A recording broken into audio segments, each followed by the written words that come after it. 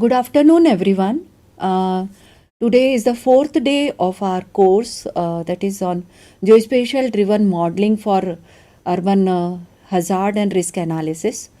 Now, today the topic of discussion is geospatial driven research and modeling for heat waves and urban microclimate studies. Now, as we are aware that urban areas, they show a distinct climate. They sometimes experience, urban areas mostly experience higher temperature than their surrounding areas, and they have other like weather parameters are also different. So let us start with our deliberation on urban and how this remote sensing and GIS technology can help in modeling and research in urban microclimate and heat wave analysis. So if we look at urban climate, urban microclimate is affected by four major parameters. One is your height of roughness feature, like how is the building is low rise, mid rise, high rise, or it is dependent upon your even it applicable to vegetation also, whether it is soil, grasses, bush or trees, and it is dependent upon your packing of roughness features also, like what is the density of your roughness features. So here building and vegetation, they behave as a roughness features, and it is also dependent on what is your surface cover, whether it is impervious surface or pervious surface. Impervious surface is also if it is low plants, it is plants or it is soils. So it is dependent upon your these surface cover fractions also. And then thermal admittance of materials, like whether it is heavy material or lightweight material. So and it is dependent upon your metabolism. So if we look at in this area, like where the remote sensing can help us, so if we look at urban structure, like urban structure is your permeability. What is the surface cover fractions? Now here we define surface cover fraction as three aspects: building surface fraction, impervious surface fraction and pervious surface fraction.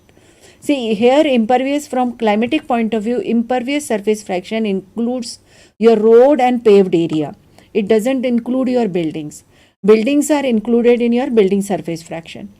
So here we have a host of 2D remote sensing data, like number of remote sensing data sets are there where you can classify your and with varied resolutions where you can classify your pervious and impervious surfaces.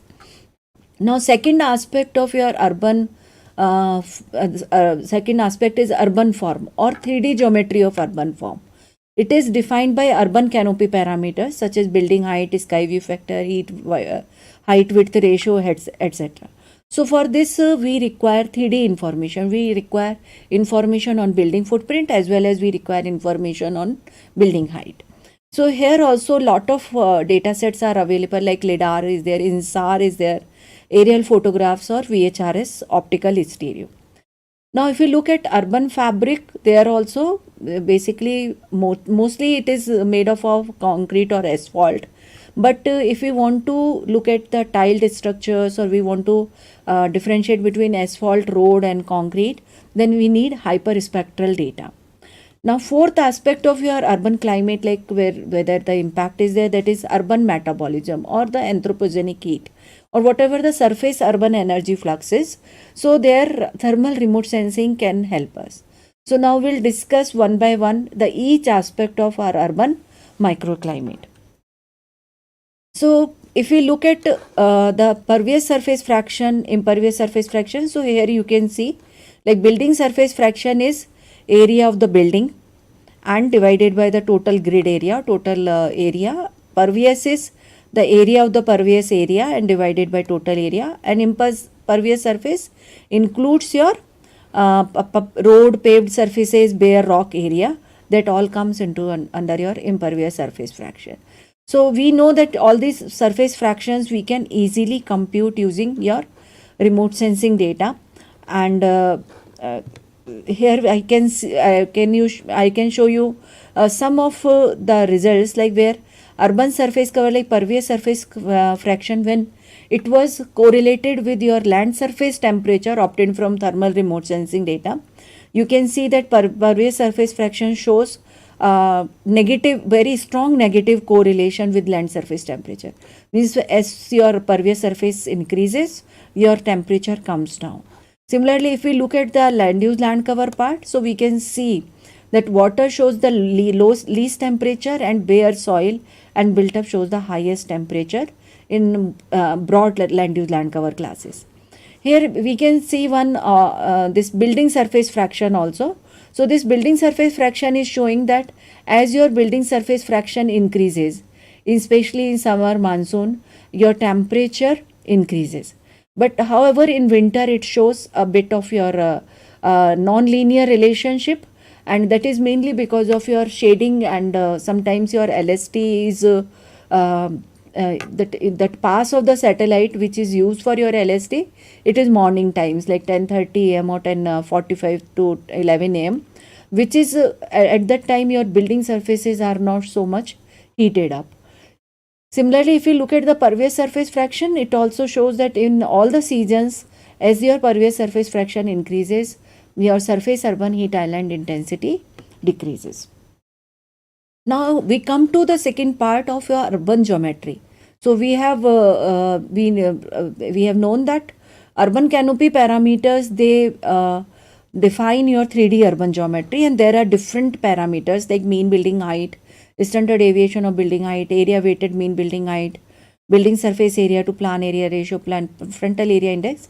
We'll discuss all these parameters. Like there are number of parameters which are used for defining your urban canopy parameters. And these urban canopy parameters, they form an important input into urban canopy models for your weather forecast, for your climate studies. And but however, there is a very less information available related to urban canopy parameter. So this urban canopy parameter can be generated using 3D GIS database, because we use morphometric equations to compute all these parameters, and input data is basically your building footprint and building height. So this 3D GIS database contains your building footprint and building height, and this we can utilize for computing your different urban canopy parameters. Now if we look at aerial photography, so it is limited availability. Similarly, airborne LiDAR or INSAR, they have the limited coverage, and sometimes the data is costly. So there is that, because of that, in developing countries especially, there is non-existent of these kind of urban canopy parameter or 3D GIS database. So in this study, we have developed an methodology to retrieve these parameter using very high resolution optical stereo, which is comparatively has lower cost and has wider availability. And it has numerous application in urban climate research, like you can study your ventilation potential, your local climatic zonation, urban climatic map, and then inputs through urban climate models, and so many other further applications. So this is a graphical representation of urban canopy parameter. We had already discussed about surface covers like building surface fraction, pervious surface fraction, and impervious surface fraction. Now there is one canopy parameter is complete aspect ratio. It is basically total area of ground plus total area of wall and total area of the building surfaces, and divided by the grid area. Similarly, if you look at the building surface area to plan area ratio, here you don't include your ground area, but otherwise it is similar to your car. Mean building height, when you take the mean height of the buildings in the particular grid area, and there is a sky view factor. All these parameters, they have impact on your energy exchange, they have impact on your how buildings, like how this roughness surfaces interacts with the atmosphere. They have impact on UHI and temperature profiles, even the wind profiles. So all these are affected by these urban canopy parameters. Similarly, like if you look at this sky view factor is the hemispherical sky, which is open when you are standing in a urban canyon, like this is an observation point. So how much hemispherical sky is visible. It also has an impact on your wind flow as well as your urban heat island formation. Now if we look at one more parameter, that is frontal area index, which is one of the major parameter which has impact on your wind flow. So it is basically the obstructing the wind flow. And now height width ratio is basically height, average height divided by width of the street. Then your frontal area density, where you compute frontal area index at different heights. Your plan area density, where you compute your plan area of like building surface fraction at different heights. Similarly, roof area density. So all these parameters, they have a lot of impact on your trapping of the heat and your dissipation of heat from the urban fabric. Now in this methodology, we have taken very high resolution optical satellite stereo, which is sub-meter resolution, 0.5 meter resolution. And with that, we have taken multispectral data also. After photogrammetric processing, digital surface model and digital terrain model was generated, and ortho images are also generated. So this digital surface model, digital terrain model, when we use the equation of NDSM is equals to DSM minus DTM, here you need to understand one concept, that is digital surface model. Digital surface model is the surface model of an urban area, and that includes your height of your above ground objects like building, vegetation and other this one. And digital terrain model is when you remove your above ground objects from your terrain, this surface model, then it is basically the terrain model of your terrain, that is digital terrain model. So when you subtract digital terrain model from digital surface model, you get a normalized digital surface model, that is NDSM, and this NDSM contains height of your buildings, vegetation and all above ground objects. Now to get your building heights only, you have to filter the pixels with vegetation, you have to filter the pixels with elevated road, rail and metro network, and there is pixels more than 2 meter in height was taken, and less than 2 meter in height was considered as null value to get the building surface area and building height. Now using land use land cover, this graded surface cover fractions were calculated, like building impervious and impervious surface fraction. And when we get this building height, then mean building height and standard deviation of building height, and all aspect ratio like complete aspect ratio, BSAPR, height width ratio, building volume, using your this one morphometric equation. So details of this work is you can see in this published paper in more detail, where every parameter and equation is described. This is a publication which has been in IIRS, so you can refer this paper for your detailed of this work. But here you can see the digital surface model and subsequent digital terrain model of the area of Delhi and its surrounding region. This is your normalized digital surface model and land use land cover. Using normalized digital surface model, mean building height and standard deviation of building height was calculated, and even the building volume. So these three parameters are calculated using characteristic equations like height, mean building height and deviation. That is very simple, but building volume requires your total wall area. So after calculating this total wall area, building volume was calculated. Now this digital terrain model which was generated, it was validated with respect to DGPS observation which we collected from the ground, and we have found that it has error of RMSE error of 1.33 meter and 1.78 meter and 0.3 meter. So it is showing very good performance with respect to your DGPS observation on the ground. And when this building heights when we computed the building height layer, there were ground measurements were collected from the ground, like distributed ground points, using Leica distometer. There is a laser distance meter instrument that is works on the principle of laser, and here we can measure the building height from the ground. So that building height was measured and then it was validated. So here you can see that most all the height groups are showing RMSE of 1 meter. So because of that is what this data is found to be quite suitable for going for further analysis of your computation of urban canopy parameter. So here you can see using DSM, we can compute this sky view factor also, which is a key parameter to affect the building geometry. and it has impact on ambient temperature and UHI. So here this is using DSM, digital surface model. This sky view factor has also been computed. So here you can, and these were this sky view factor has been validated against ground observation. Like you can see, like this fisheye photographs were collected from the ground, and from this the hemispherical sky, this gap fraction was computed, and this gap fraction was validated with your layer, this layer, and we have found the mean error of 0.019 and CRE of 8.13% and RMSE is 0.046. So this is also showing very good accuracy with respect to your ground measurement. And here if we look at the sky view factor of the total area, we can see the maximum sky view factor is within this range 0.4 to 0.9. But if we look at the building SVF, like within the building area, then we can see built up area, we can see that it is ranging from 0.4 to 0.65. Maximum values are falling in this range.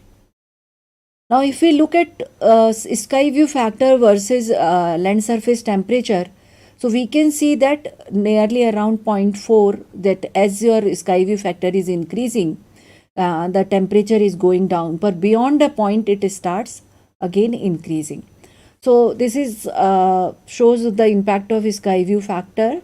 And if we look at the building height with LST and surface heat island intensity, so we can see that buildings are showing a non-linear relationship with the LST, because building height is a 3D parameter. So LST is mostly the temperature of your land surface. So it is basically oversampled your 2D surfaces rather than your 3D surfaces. So that's why building height shows very less correlation value with LST, and it shows a non-linear relationship. Similarly, here you can see that height width ratio of Delhi and its surrounding region, and here you can see that most of the area is falling between your 1 to 2 to 3, like up to 4 5 height width ratio, and very less percentage is falling beyond that. And if we look at complete aspect ratio, then also it is, we can see that most of the values are falling within the range of your 0 to 2.5 value. And similarly we can see the surface roughness. This is also one of the very important parameter for understanding your flow of the wind in urban area, like because whatever if the surface roughness is more, it has an impact on your wind flow. So in this area what we have done, we have used this surface roughness, and we can even calculate your ventilation potential that we'll discuss in further slides. So here this has been classified into 3 classes, like if it is less than 0.5, it is ventilated, and if it is 0.5 to 1, then it is partially ventilation, and if it is more than 1, then it is weak ventilation. Similarly, if we look at zero plane displacement height, it has also, like there is one formula which has been used to compute this zero plane displacement height, and which is dependent upon volumetric averaged height and your building surface fraction. So here we also, it can be classified as, if it is less than 3, then it is ventilated, and if it is more than 3, weak ventilation. This classification has been done based on the guidelines given by Metzarakis and Mayer. So further, after this optical satellite stereo, we have even utilized UAV data, unmanned aerial vehicle data, for computation of these urban canopy parameters. For that, the free data, open source data available from IIT Roorkee for Khanjarpur Roorkee and Chingrajpura Bilaspur, it has been used, and where we have calculated your that orthomosaic, DSM, DTM and field data were used to carry out this study. Here you can see the 3D model of your one of the area of like Khanjarpur Roorkee, and here you can see the building footprint. These building footprint has been measured against your digitized building footprint from ortho, and we have found a very good accuracy, like 81.6 of completeness and 90.9 is correctness, 19.9% is correctness. Similarly, building height were also like validated against ground observation, and here we have found the RMSE of 0.05 meter, like nearly 5 centimeter error, which we have found in the automatic height extraction from UAV data. Now this UAV data has been utilized using morphometric equations for computing number of parameters like average building height, volumetric average building height, wall to plan area ratio, mean building height, zero plane displacement height, complete aspect ratio, building surface area. So there are so many parameters which has been computed, and they have been validated against, like here we have in one aspect we have extracted building footprint from using OBIA method, object based image analysis methods, and we digitize the building footprint also, and then we computed all the canopy parameters using digitized building footprint as well as classified building footprints. So here we can see that it has very good correlation in most of the parameters. It is showing very high correlation in both the data sets. So it shows very low RMSE value and strong correlation with data collected from ground, and all UCP shows high correlation coefficient and low AD values with digitized footprint. So this is some of the parameters they performed quite good, and we have found that this UAV data is very good for computation of your urban canopy parameters.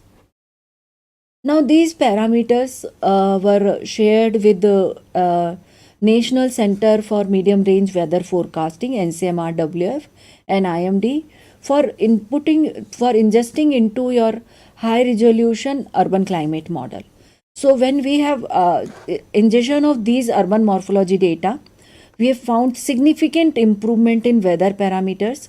Like you can see, like this is Mauritius, India is the experiment which includes your morphology data, whereas these experiment doesn't include your best 20 doesn't include your urban morphology data. And Mauritius London includes your morphology data based on your London data sets, like the equations developed based on London data sets. So we have found that equations, that like empirical relationship which was developed using Indian data set like urban morphology data of Delhi has performed the best, and even wind speed has also improved after ingestion of Delhi morphology data, almost 25 to 29% improvement. So this the detail of this work is also can be further detail can be accessed at this can be studied on this publication. Now we come to the third aspect, that is urban fabric. So urban fabric like composition of materials. So here most of the data which is available, that is your airborne data. Like if we talk about Hyperion or Prisma, which is 30 meter spatial resolution, it is an inadequate resolution for studying your composition of materials in urban area. We need data of almost 1 meter or 2 meter resolution, but since airborne data is limited availability, so this aspect is still in research domain, but definitely with the availability of hyperspectral data, this composition of material albedo can also be studied in detail. Now fourth aspect is your urban activities or urban metabolism, that is anthropogenic heat flux. So we are aware that for natural land surface, your surface energy balance can be described as a summation of your latent heat flux, ground heat flux, and sensible heat flux, and that summation is equivalent to your net radiation. But for urban surface energy balance, your one component, your anthropogenic heat discharge, is also to your heat flux component. So based on this urban surface energy balance equation, we can compute urban metabolism using your thermal remote sensing data. Here you can see that this is based on some set of equations which has been derived over a period of time using thermal remote sensing data. From literature, we can compute this one. This is net radiation, your ground heat flux, then your latent heat flux, and then sensible heat flux. So based on this, then we can compute your even anthropogenic heat flux based on solving your, it is a anthropogenic heat flux is a residual energy flux after summation of your latent heat flux and latent heat flux, ground heat flux, and sensible heat flux, and then this subtracting it from the net radiation. Now, this is part of like our different aspect of your urban microclimate parameters. How remote sensing can help you out to get the information about those parameters. Now we'll come to the very most talked about phenomena, that is urban heat island. Whenever we talk about urban microclimate or urban climate, this phenomena is the most talked about phenomena, where it is basically urban surface is hotter than that of surrounding non-urban regions. So here you can see that most of the urban area they exhibit, but since this urban heat island is not a phenomena which is very consistent phenomena, it is a very dynamic phenomena. You will find that sometimes in night time your intensities are different, heat island intensities. Daytime it is dependent upon your diurnal variation, as well as your, it has diurnal, seasonal and annual variations. And here if we look at this daytime and nighttime, in this study they have found that surface temperature has quite a good difference in during daytime between air temperature and surface temperature, but nighttime your surface temperature and air temperature is almost follow the similar kind of profile.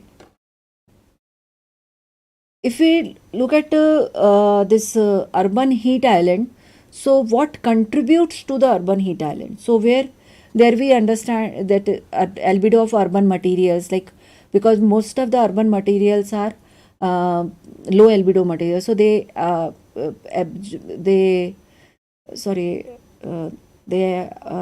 low albedo materials, so they have lot of absorption of the heat.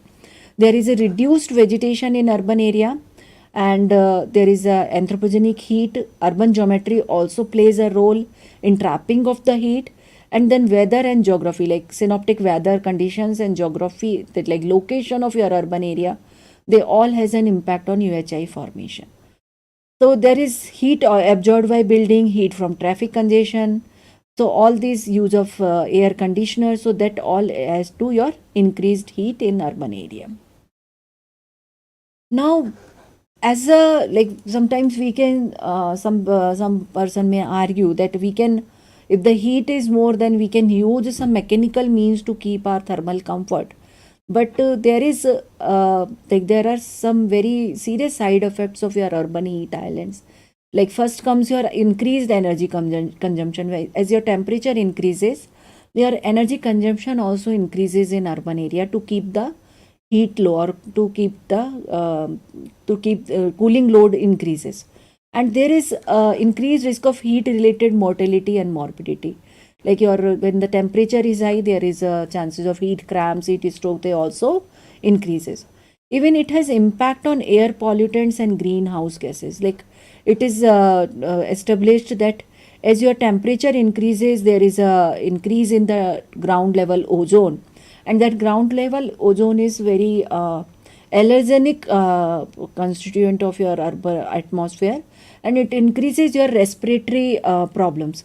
So this also has an impact on your air pollutants and respiratory issues in urban area.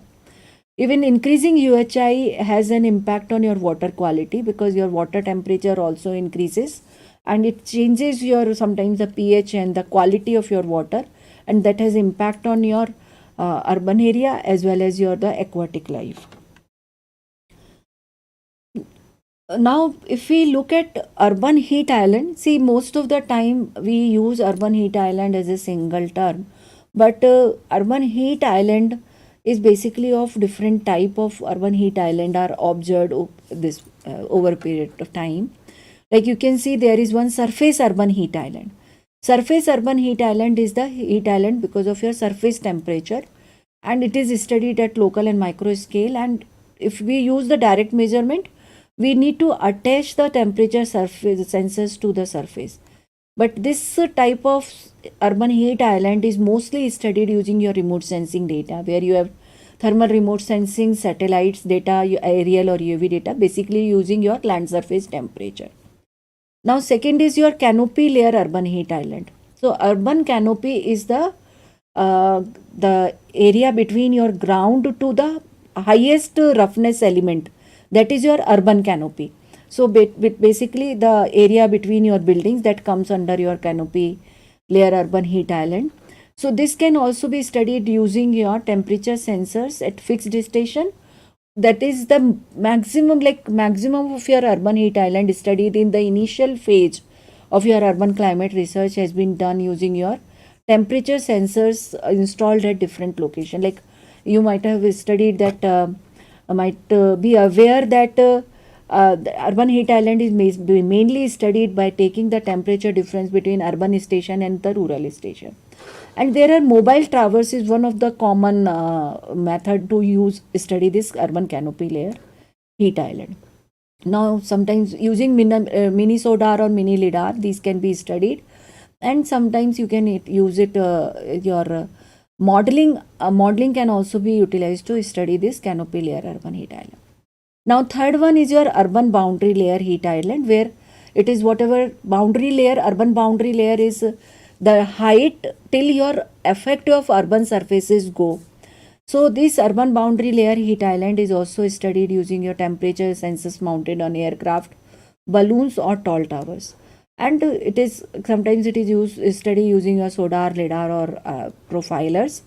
And there is one more which is less studied aspect of your heat island is subsurface heat island, and that can be studied using temperature sensors within the substrate or your ground. So if we talk about in mostly remote sensing, we mostly talk about your surface urban heat island, because that is what our satellite and sensors we use to estimate the land surface temperature, and that can be utilized for your surface urban heat island in the city. So there are a number of satellites, but mostly used your Landsat series data and MODIS data. So MODIS provides you 4 pass daily, and it has a resolution of 1 kilometer, whereas Landsat provides you data in every 16 to 24 days, and it has a resolution of, although it collects the data at 100 meter, but data is provided at 30 meter after processing. And there is Ecostas data is also there, and some other data sets, but most of the data sets are coarse resolution data. At Landsat and MODIS is the maximum utilized data set for studying your surface urban heat studies. Now in this study we can see that there are different algorithms to retrieve LST from your remote sensing data, thermal remote sensing data. Like you can use single channel algorithm or mono window algorithm or split window algorithm depending upon your data. So here I am presenting one example of using single channel method on Landsat 5 TM data of October 2008 for Chandigarh region. So here also you go step by step and solving different equations, and then you will generate your land surface temperature data. Similarly, this is using Landsat 8 October 2015, a split window method has been used, and this land surface temperature generated. So you can see that land surface 37.73. So one thing which you can observe in this reason that in both the data sets, your higher temperature is also increasing and lower temperature is going a little bit down. So your range of temperature is increasing. Now using this land surface temperature data, we can utilize it to study your different season and seasonal aspect of your that UHI formation or land surface temperature variation. So here we have used 4 seasons like May, October, August and February. So this temperature, the Landsat data was taken, and we could study that how this variation is coming in different seasons in temperature, range of temperature as well as minimum and maximum temperature. And so once we study this surface urban heat island intensities, see here surface urban heat island intensity is computed based on the difference between urban and rural temperature. Now urban here it is defined as a temperature of your dense built up area. Temperature is defined as the urban temperature, and temperature of agricultural area is defined as the rural temperature. So here you can see, with I have already shown you this building surface fraction. Here you can see that building surface fraction and impervious surface fraction, they show a positive, positive correlation with the surface urban heat island intensity in most of the seasons, where you can see that as your fraction increases, your temperature also increases. However, in winter it has shown a little bit of non-linear relationship. Pervious surface fraction shows negative strong correlation with your surface urban heat island intensity. As your this pervious surface fraction increases, your temperature also reduces. Building height, as I have already shown, that it shows a non-linear relationship with your surface urban heat island. Now, if we look at your this land surface or surface urban heat island studies using your thermal remote sensing data. So there are few issues with the thermal remote sensing data for studying your urban heat island. The first is your data acquisition time. That there are so many researchers, they have reported that most of the time your land surface temperature, that pass time, like Landsat data, like generally it has a pass around 10:30 to 11. So this 10:30 to 11 is generally do not coincide with your maximum urban heat island. So generally your heat island, maximum urban heat island is shown generally at night time in arid regions, and sometimes it is in the afternoon time, but it generally do not coincide with maximum UHI. And if you talk about diurnal profile, that is also difficult to get because widely used data is Landsat. So there is that provides you mostly the daytime pass. Cloud cover, fog, and there are some other issues. They create a data gap, so that decreases your data utility also.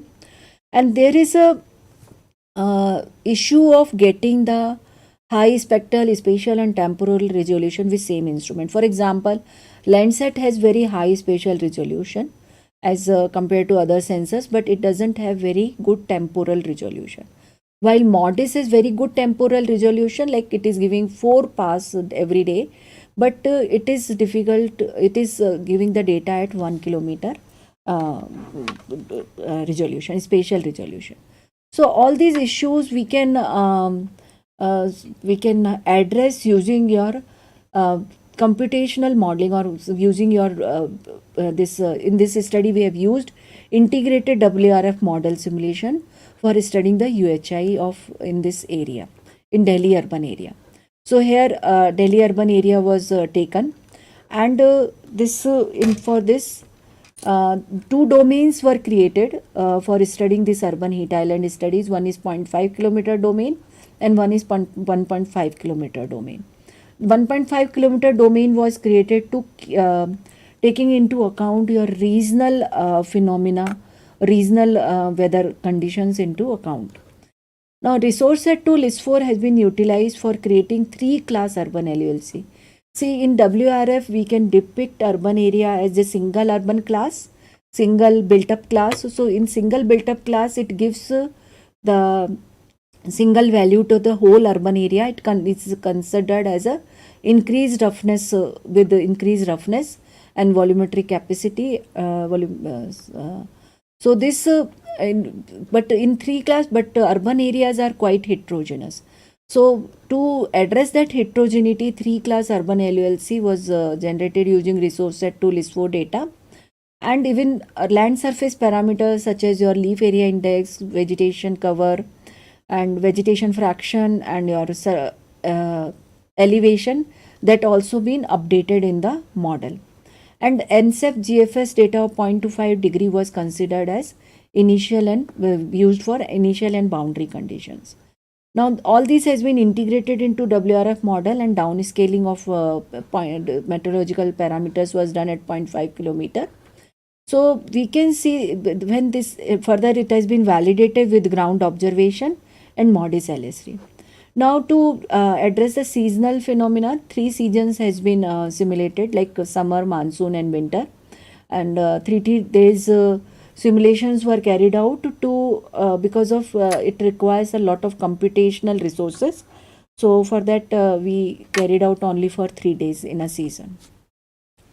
Now here this is we have developed a methodology to generate this 3-class urban land use land cover using resource set list 4 image, where in the first step the image has been classified into broad classes, and later on it has been converted into high intensity residential, low intensity residential based on the percentage of built up in a particular grid cell size. And then industrial, commercial and transport layer, which is the third class, was digitized and was given the different codes as per USGS classification. So here you can see the details of your 3 class urban area. This is a low density residential area, and here you can see that 3 classes are there: industrial, commercial, transportation, high intensity residential and low intensity residential. In this study, 4 simulations were carried out. In the simulation 1, we use the WRF model as it is, like all the land use land cover, like urban single urban built up class and land surface parameters, all were kept as default data set. In simulation 2, only this LULC was updated with 3 urban class urban LULC, and in simulation 3, LULC was kept as the default, but land surface parameter were updated to the simulation dates, and simulation 4, all the LULC as well as land surface parameter were updated. So we can see that when we update 3-class urban LULC and when we are going for high resolution urban high resolution weather modeling, if we update LSPs, it provides the best results. So it is the best of highest least error is found in when we update LULC and LSP both. So even when we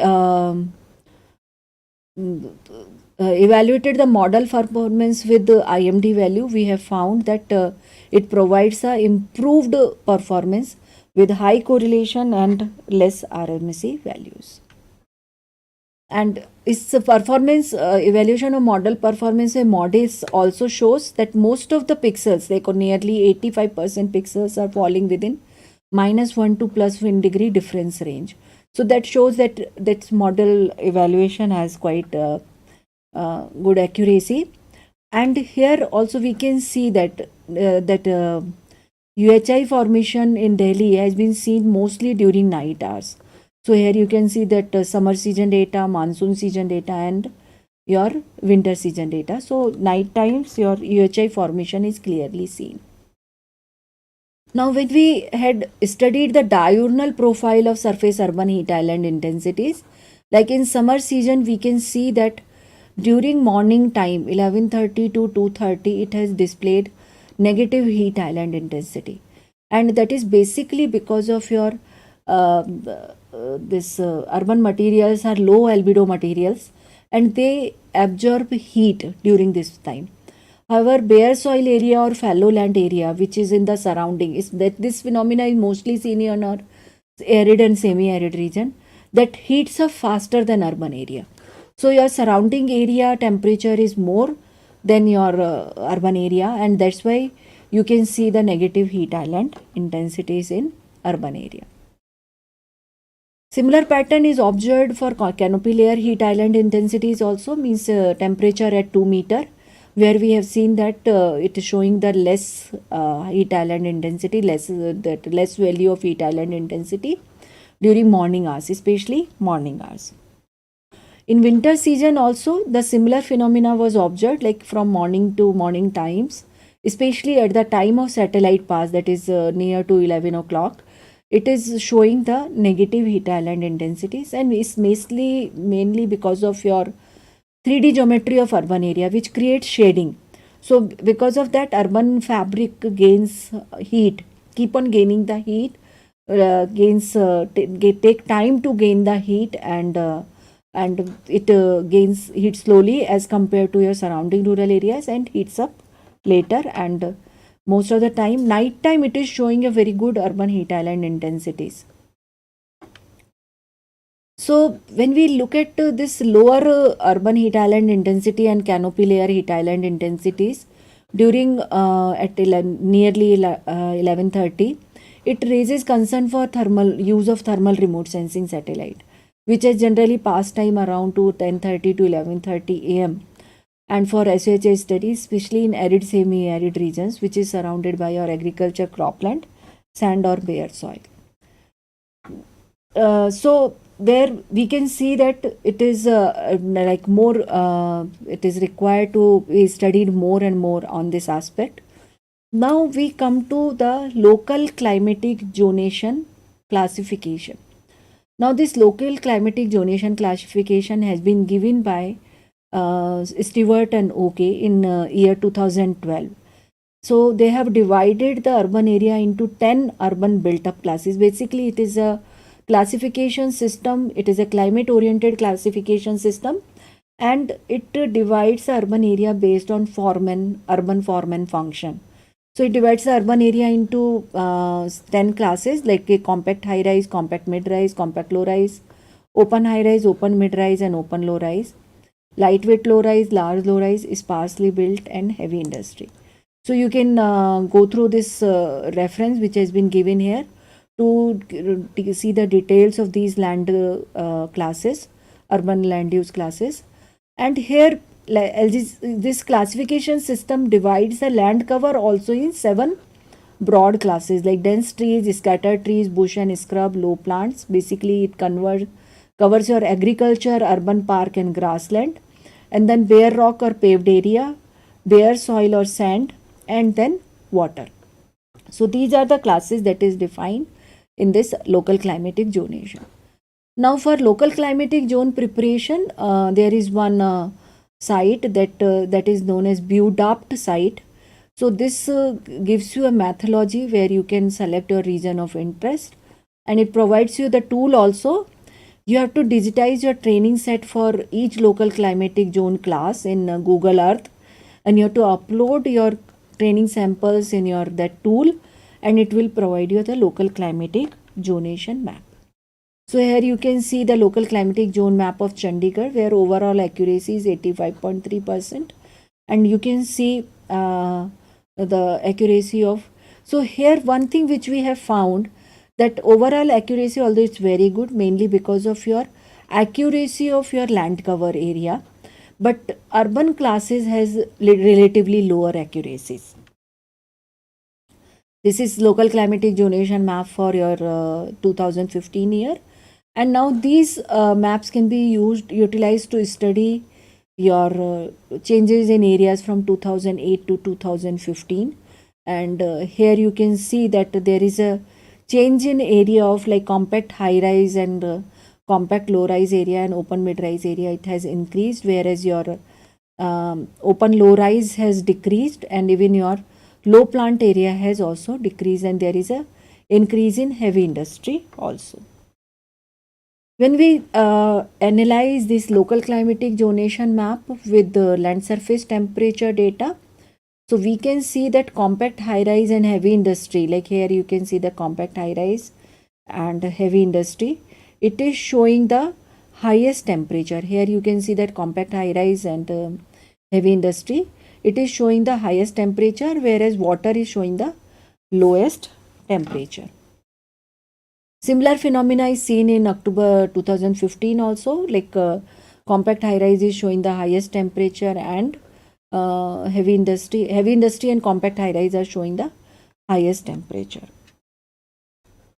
So if we compare the land surface temperature of 2008 and 2015, we can see that overall there is an average temperature increase by 2 degrees centigrade from 2008 to 2015. But your pattern of like highest temperature is shown by the heavy industry, whereas second highest is shown by the compact high rise. That remains same.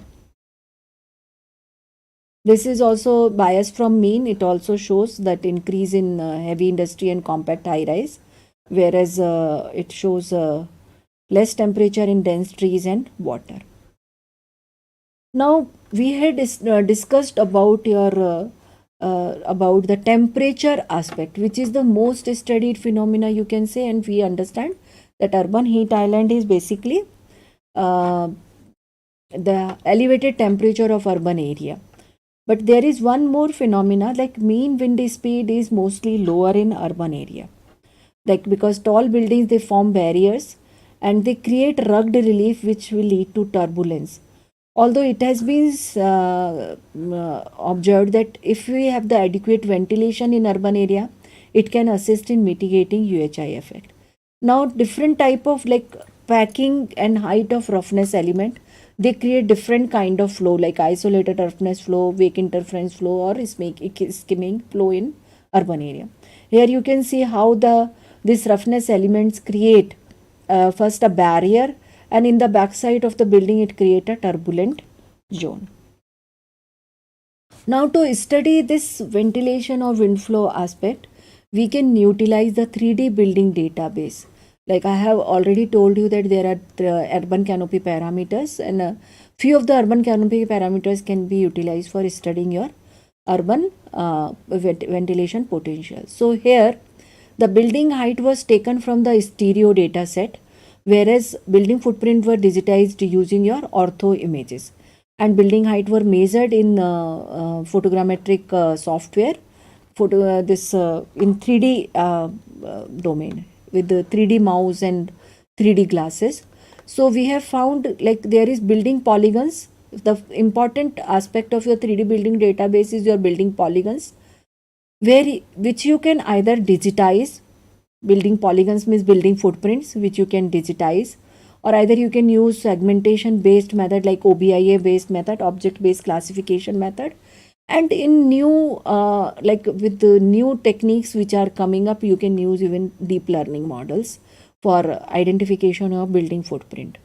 Now if you look at height measurement, either you can measure it using 3D environment, or you can automatically extract using your high resolution optical stereo, either optical stereo of very high resolution like sub-meter resolution, or UAV data, or you can utilize even your LIDAR or INSAR or some other data sets. Now for validation of height, as I have told you earlier, that field measurement and Leica distometer has been utilized, and we have done the validation of height from using this ground control points, ground observed data, and we have found very good accuracy of measured height. To compute some of the complex urban canopy parameters like frontal area index, sky view factor, and height width ratio, there is one tool has been developed at IIRS, that is known as Urban Morphology Extractor, where the input data is 3D building database. And this also, you can see the detail of this tool also in this published research. So here you can see this the building height distribution over 50 meter by 50 meter grid in this area, like low rise, medium rise, high rise, and skyscraper. And then you can see that computation of roughness length, and like this is zero frontal area distribution. Using these parameters, we combined and we have calculated surface roughness and zero plane displacement height, which I had already explained in the previous slide, earlier slide, that we can calculate using some morphometric equation, and based on this criteria which is given by Metzerakis and Mayer, these layers has been combined together, and we have classified the map into ventilated, partially ventilated, and weak ventilation area. This there are temperature, wind speed measurement were taken in campaign mode, and we have found that ventilation path map shows high lower temperature and higher wind speed in ventilated area. Here you can see that ventilated area shows the lower temperature comparatively and high wind speed as compared to the weak ventilation area. There you can see the temperature versus ventilation class and wind speed versus ventilation class. So now this we have discussed different aspect of remote sensing data and GIS technology, geospatial technology, where it can be utilized for your studying the urban microclimate. Now there is one more aspect of your urban area where we talk about heat waves. So heat waves, we have seen over a period of time that frequency and intensity of heat wave is increasing in last few decades. and it leads to very uncomfortable situation, health hazards. It is responsible for heat related mortality, morbidity, and it has a lot of impact on economy also. And this has also been observed that urban area, they are more vulnerable to heat waves because they have pre-existing UHI phenomena, and they will provide positive feedback to your heat wave. So we have to understand the impact of urbanization on heat wave. So here you can see that overall globally your heat wave frequency and this one in intensity frequency is increasing. So for studying this, the MODIS LST data available on Google Earth Engine has been utilized, and study period was considered as April, May and June because this is the most heat wave period. So there are some code has been written in Python to extract the daily temperature on each grid, and 7 heat wave indicators were computed. These heat wave indicators were identified with respect to their compatibility with this LST data. So there is average heat wave duration, maximum heat wave duration, cumulative heat wave days, maximum heat wave events, maximum warm days, maximum heat wave temperature, and maximum warm days temperature. They have been combined using your AHP, analytical hierarchy process, and based on that there is one layer was created, and to do the hotspot analysis, LULC and population layer from GHSL also integrated to identify risk and vulnerability and hotspots. Now if we look at heat wave indicator of maximum heat wave temperature is the highest temperature among all the heat wave days in a year.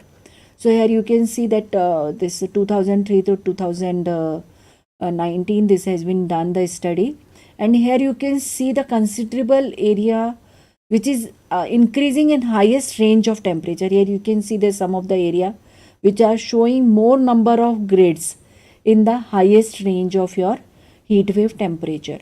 So this is mostly these years were considered as more high heat wave period. Now if we look at the average heat wave duration, then also we can see like some of the areas, some of the years like grid, and the major conclusion which we have seen that 2009 to 2019 this decade has shown more number of years into heat wave, like more years are falling into this high value of indicators. Similar has been observed with your maximum heat wave duration. This is the longest duration for which heat wave continued, and we have found that before 2019 maximum grids were falling into 1 to 3 and 4 to 6 range, whereas after 2009 the range has been shifted from the upper category, like 7 to 9 category has also increased. So this heat wave indicators has been calculated, all 7 heat wave indicator has been calculated, and using weights calculated using AHPI, they has been combined together, and combined heat wave indicator layer was generated. Now here we have found that Delhi is showing the quite high heat wave indicator value, and Haryana region and some regions of Punjab and UP is also showing high values of heat wave. Now land use transformation layer was also generated, where land use was taken from 2005-6 to 2015-16, and that has been the land cover classes has been classified with respect to their impact on heat wave. Like forest to forest was considered as the feedback ranking was considered very low, whereas built up to built up or cropland to built up or forest to built up was considered as a high feedback ranking, so that given in high ranking. And similarly GHSL population with respect to population density, it has been given the ranking, and when all three of them are combined, we have found that there are like good amount of heat wave hotspot in Delhi and its surrounding region and some part of the Punjab. When this built up, the change has also been calculated with respect to your 2005, 2010 and 2016, and it has been considered based on your 2005-6 was considered as the base data, and change in heat wave indicator was studied. So we can see that 2015-16 there is a increase in your average heat wave duration, longest heat wave duration, cumulative heat wave, and total heat wave events, and built up has shown more consistent and prominent heat waves, increase in built up. So this is urban and rural area, they experience like different urban heat island. So there is less increase in heat wave intensity as compared to duration and frequency, but frequency is considered, duration and frequency has quite a good impact on your human health, mortality and morbidity. So if we summarize the whole discussion which we had carried out, deliberation, like geospatial data, they provide multiple data sets at varying scales and resolution, and it can be effectively used for your study, analysis and modeling of various aspects of urban microclimate and heat wave. Like we can study in detail urban structure, like urban permeability, urban geometry, it's a 3D configuration, urban fabric means is composition of material, urban metabolism means activity or anthropogenic heat, and urban heat island, ventilation patterns, your heat wave analysis and hotspot identification.